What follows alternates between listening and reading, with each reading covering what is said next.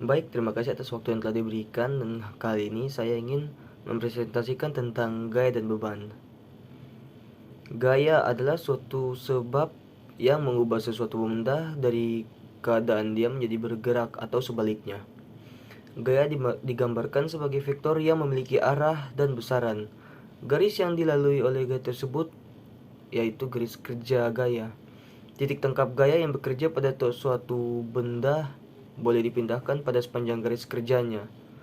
Menurut tempat terjadinya, gaya dibedakan menjadi satu, gaya luar, yaitu gaya-gaya yang berasal dari luar menimpa benda. Dua, gaya dalam, yaitu gaya-gaya yang terjadi di dalam benda sebagai akibat dari gaya-gaya luar menimpanya. Momen dari suatu gaya adalah hasil kali gaya tersebut dengan jarak gaya itu sampai titik yang ditinjau. Beban atau muatan. Struktur adalah himpunan elemen-elemen bahan yang dapat meneruskan beban-beban atau gaya-gaya muatan ke elemen-elemen bahan lain yang akhirnya diteruskan ke tanah dengan aman. Benda dan muatan adalah beratnya benda atau bagian dari suatu bangunan yang bersifat tetap atau akibat penghunian. Menurut peraturan pembebanan Indonesia untuk gedung, beban atau muatan dibagi atas 5 macam, yaitu beban mati atau dead load adalah beban yang bersifat tetap atau konstan. Contoh beban struktur sendiri seperti atap, rangka atap, balok, lantai, dan lain-lain. Yang kedua yaitu beban hidup atau life load. Adalah beban yang bersifat tidak tetap, bergerak, berubah sewaktu-waktu.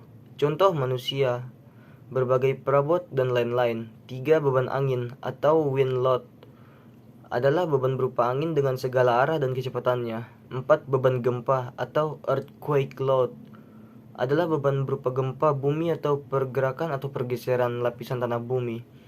Yang kelima, beban khusus atau special load adalah beban-beban yang merupakan penyederhanaan kenyataan sehari-hari. Contoh penurunan atau settlement, efek cuaca, panas, suhu, temperatur, susut, dan lain-lain. Dari bentuk pembebanan kepada suatu konstruksi, beban dapat dibedakan menjadi satu, beban atau muatan terpusat atau muatan titik adalah beban atau muatan yang tertuju pada satu titik. Contoh manusia, perabot, benturan, dan lain-lain. 2. Beban atau muatan terbagi adalah beban atau muatan yang tidak tertuju pada satu titik, tapi terbagi pada bagian atau seluruh elemen struktur tersebut. Benda atau muatan terbagi dibagi atas 1. Beban atau muatan terbagi merata adalah beban atau muatan yang terbagi merata sepanjang benda tersebut. Contoh balok, pelat, lantai, rangka atap, dan lain-lain. 2.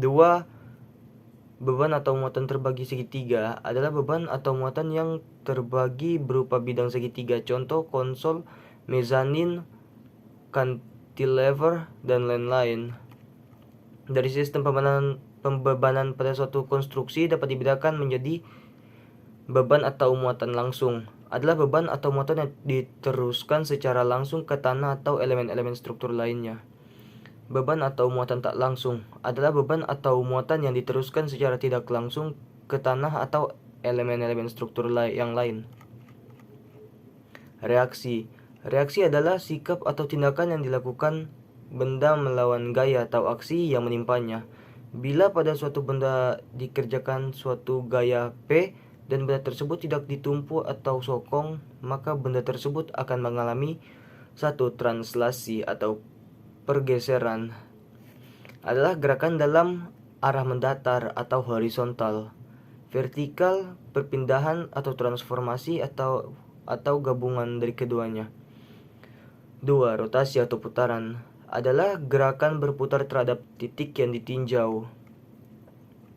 Dalam hukum statika terbagi menjadi hukum statika tertentu, yaitu gaya horizontal H sama dengan 0, gaya vertikal V sama dengan 0, momen M sama dengan mol, yaitu 3 persamaan dasar statis tertentu.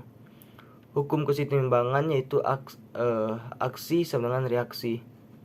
Struktur statis tertentu adalah struktur dalam mencapai kesetimbangannya harus memenuhi persyaratan 3 persamaan dasar statika tertentu, seperti di atas.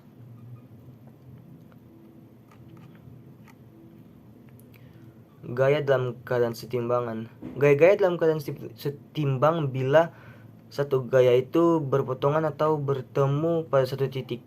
Dua diagram gaya-gaya itu membentuk segi banyak tertutup atau gaya kejar-mengejar berurutan. Resultan dua gaya. Ini contohnya. Resultan lebih dari dua gaya, ini contohnya. Ini ukuran sudut.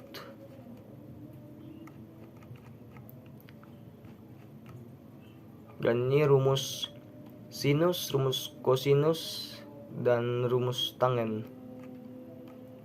Ini harga-harga istimewanya.